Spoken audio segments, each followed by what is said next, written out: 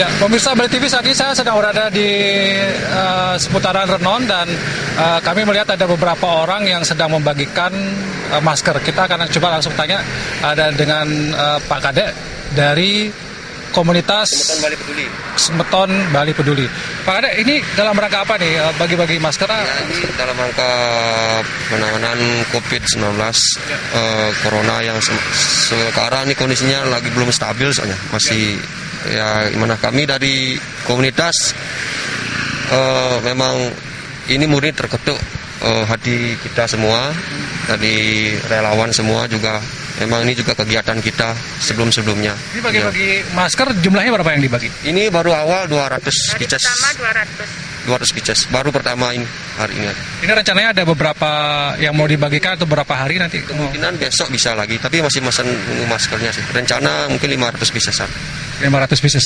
Ya, mengenai dana yang digunakan dari mana untuk? Ini dananya murni dari teman-teman relawan. Kita ada kas, kita setiap bulan tuh kena kita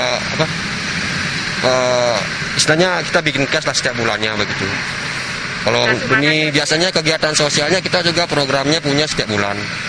Sosial sudah jalan lah dari kemarin-kemarin juga. Membantu kita orang miskin, orang anak-anak putus sekolah yang seperti itu.